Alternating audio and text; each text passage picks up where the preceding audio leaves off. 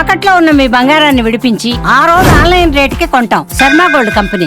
నమస్కారం, సుమన్ టీవీకి స్వాగతం. ముందుగా సుమన్ టీవీ ప్రేక్షకులందరికీ శ్రీ విశ్వావసునామ సంవత్సర ఉగాది శుభాకాంక్షలు. ఈ విశ్వావసునామ సంవత్సరం ఈ నవగ్రహాల సంచారం ఎలా ఉంది, ద్వాదశ రాశులపై ఎటువంటి ప్రభావాన్ని చూపిస్తున్నాయి ఈ గ్రహాలు, ఈ విషయాన్ని తెలియజేసేందుకు మనతో పాటు ఉన్నారు ప్రముఖ జ్యోతిష వాస్తు పండితులు అయ్యప్ప శ్రీకృష్ణ సుధీర్ గారు. గురుగారు నమస్కారం. నమస్కారం అండి.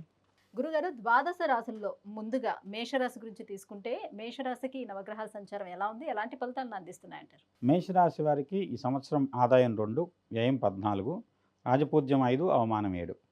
అయితే ఇలా చూడటానికి ఖర్చు ఎక్కువగా కనపడుతుంది. అలానే రాజపూజ్య అవమానాల్లో అవమానం అధికంగా ఉంది. కానీ దానికంటే పెద్ద స్థాయిలో ఎక్కువ ఇబ్బంది వెలకున్నది.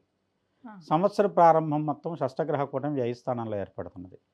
అలానే వీరికి సంవత్సరం కొత్తగా వస్తున్నటువంటి ఇంకొక హోదా ఏంటంటే ఏలినాటి శని.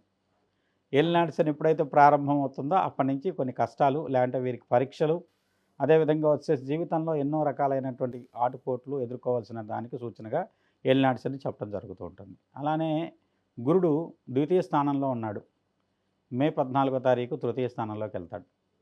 ఎప్పుడైతే గురుడు తృతీయంలోకి వెళ్ళాడో అనుకోని స్థాన మార్పులు, లేదంటే ఉద్యోగ మార్పులు, లేదంటే విదేశీయానం, లేకుండా వచ్చేసి ఉన్న చోటు నుంచి బలవంతంగా వేరే వాళ్ళు వీళ్ళని మార్పుని చేయాలని పట్టుబట్టి మార్పు చేయటం, ఇలాంటి విపత్కరమైనటువంటి అనూహ్యమైన పరిణామాలు ఎదుర్కోవాల్సి రావచ్చు. రాహు లాభంలోకి వెళ్తున్నాడు వ్యయస్థానంలోంచి, కేతు వచ్చేసేసి పంచమ స్థానంలోకి వస్తాడు.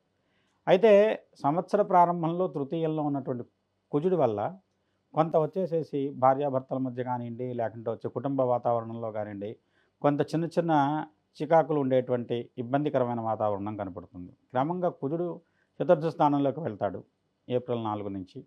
ఆ రకమైనటువంటి స్థితిలో వాహన మార్పులు కానివ్వండి, కొత్తదైన వాహనాల కొనుగోలు కానివ్వండి, అంటే స్థిరాస్తి వ్యవహారాల్లో కొంచెం లావాదేవీలు జరపడం, తద్వారా వచ్చేసి మే 14వ తేదీ వరకు గురుబలంతో వీళ్ళకి ఆశాజనకమైనటువంటి పరిస్థితులు కనబడుతున్నాయి.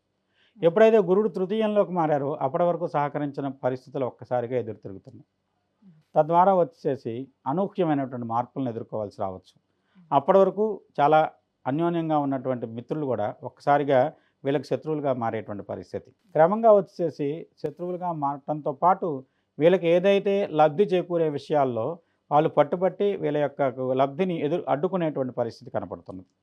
తద్వారా వచ్చేసి వీరికి కొన్ని ఇబ్బందికరమైనటువంటి వాతావరణ పరిస్థితులు, ఆర్థిక నష్టాలు, లేదు రూపాయితో అవుతుందనుకున్న పని మొదలుపెట్టిన తర్వాత దానికి 10 తడిసిమోపుడు అవ్వటం, ఇంకా ఖర్చు పెరగటం, తద్వారా వచ్చేసి బయట అప్పులు చేయటం కానివ్వండి, ఇతరుల సహాయ సహకారాలు తీసుకోవటం కానివ్వండి, ఇవన్నిటి వారి పరిస్థితుల వల్ల వీళ్ళు పని పూర్తి అయ్యేసరికి విపరీతమైనటువంటి ఒక రకమైన మానసికపరమైనటువంటి ఆందోళనకు గురయ్యేటువంటి పరిస్థితులు కనపడుతున్నాయి.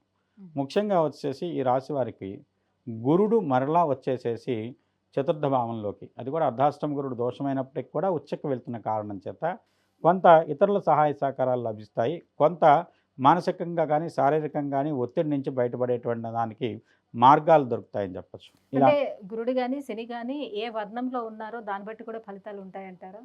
ఏ వర్ణం అంటే మూర్తి రీత్యా చెప్తాం. ఇక్కడ వీళ్ళకి గురుడు వచ్చేసేసి అంత అసాధనకంగా ఉన్నటువంటి పరిస్థితి కాదు.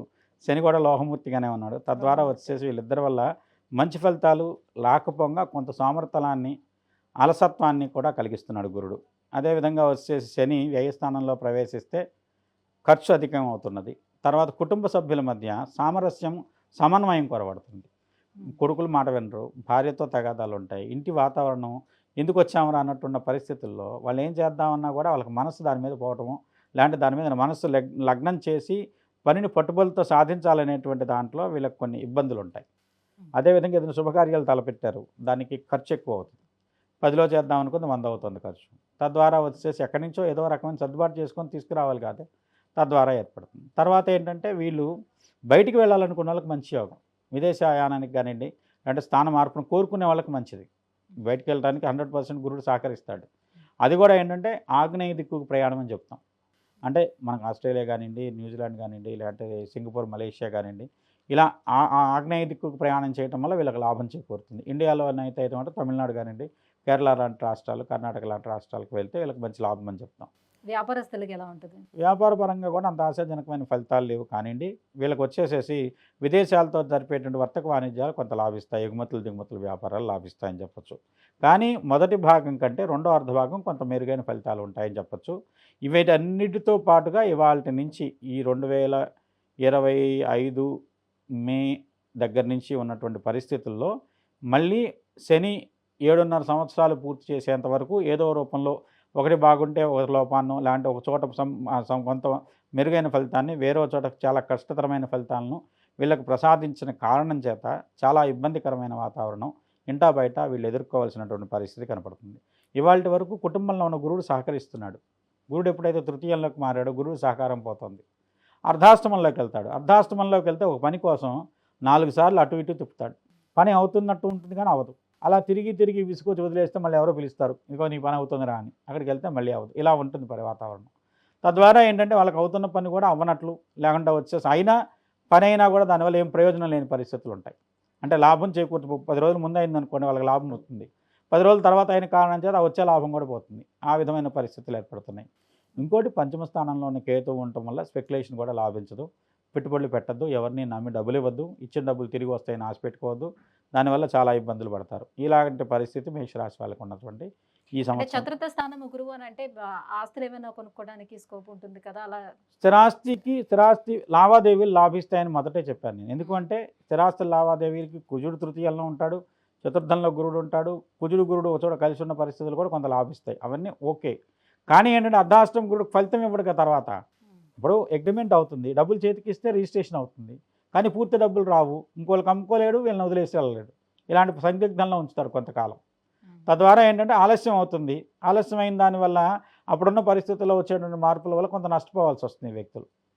పని అవుతుంది కానీ ఆలస్యంగా అవుతుంది. తద్వారా లాభం లేకుండా కొన్ని పరిస్థితి ఏర్పడుతుంది. భాగస్వామి వ్యాపారాలు చేసే వాళ్ళు ఎలా ఆలోచిస్తారంటే ఇప్పుడు నా జాతకం బాగాలేదు, నాతో పాటు భాగస్వామిగా ఎవరైతే ఉన్నారో భాగస్వామి వాళ్ళు బాగుంటే నేను అలా చేసుకోవచ్చా వ్యాపారం అని కూడా అడుగుతూ వీళ్ళకి సమస్యలే భాగస్వాముల వల్ల ఉన్నాయి. ఎందుకంటే సంవత్సర ప్రారంభంలో మీరు గమనిస్తే ఈ సప్తమాధిపతి అయిన శుక్రుడు వ్యయంలో ఉన్నాడు, ఉచ్చలో ఉన్నాడు కానీ వ్యయంలో ఉన్నాడు. వీళ్ళని మోసం చేసి వాళ్ళు లబ్ధి పొందితే మీకు జీవిత భాగస్వామితో తగాదాలు ఉన్నాయని చెప్తున్నాం. అలానే వ్యాపార భాగస్వామి కూడా సప్తమ భావమే సూచిస్తుంది. సప్తమాధిపతి మంచి అనుకూలంగా ఉన్నాడు, మంచి ఫలితాలు వస్తాయి. కానీ సప్తమాధిపతి వ్యయస్థానంలో ఉంటే శుక్రుడు స్వతహాగా ఏంటంటే ఎక్కువ ఖర్చు పెట్టిస్తాడు. తద్వారా ఏంటంటే ఖర్చు ఎక్కువ కనపడుతుంది, లాభం మొత్తం ఖర్చులో వెళ్ళిపోతుంది. ఆ విధమైనటువంటి పరిస్థితి అని చెప్పచ్చు. మరి వీటన్నిటికీ ఎటువంటి పరిహారాలను పాటించుకోవాలి? ఈ నవగ్రహాలన్నీ కూడా అనుకూలించాలంటే వాళ్ళకి అనుకూలించడం కాదు కానీ వాళ్ళ ప్రతికూలత తగ్గించడం కోసం శనికి శాంతి చేయించండి. శనికి తప్పనిసరిగా శాంతి జరగాలి. అలానే వచ్చేసి వెంకటేశ్వర స్వామిని నిత్యం ఆరాధన చేయండి. ముఖ్యంగా శనివారాలు తప్పనిసరిగా వెంకటేశ్వర స్వామిని ఆరాధన చేయండి. 7 శనివారాల వ్రతం అని ఉంటుంది. అది చేసుకున్నట్లయితే ప్రారంభంలో చాలా మంచి ఫలితాలు ఉంటాయి. శని పీడ తీవ్రత తగ్గేటువంటి అవకాశం ఉంటుంది వీళ్ళకి సంబంధించినంత వరకు. అలానే నీలమణిని ధరించండి, బ్లూ సఫైర్ పెట్టుకోండి, మంచి ఫలితాలు ఉంటాయని చెప్పచ్చు. గురుగారు ఈ విశ్వావసునామ సంవత్సరం మేషరాశి వారికి ఎలా ఉండబోతుంది, ఎలాంటి పరిహారాలను పాటించాలి, ఈ విషయం తెలియజేసినందుకు ధన్యవాదాలు. స్వస్తిశ్రయాభ్య పరిపాలయంతాం న్యాయేన మార్గేణ మహేన్మహేష గోబ్రాహ్మణేభ్య సోమస్తు నిత్యం లోకా సమస్తా సుఖినో భవంతు. సహనా భవతు సహనో భునక్తు సహవీర్యం కరవావహి తేజస్వినావధీతమస్తమావిద్విషావహి. ఓం శాంతి శాంతి శాంతి. ప్రజలందరూ కూడా విశ్వావసునామ సంవత్సరంలో ఆయురారోగ్యాలతో అష్టైశ్వర్యాలతో తోగాలని ఆ సర్వేశ్వరుని ప్రార్థిస్తూ మీ అందరికీ కూడా విశ్వావసునామ సంవత్సరం నూతన సంవత్సర శుభాకాంక్షలు.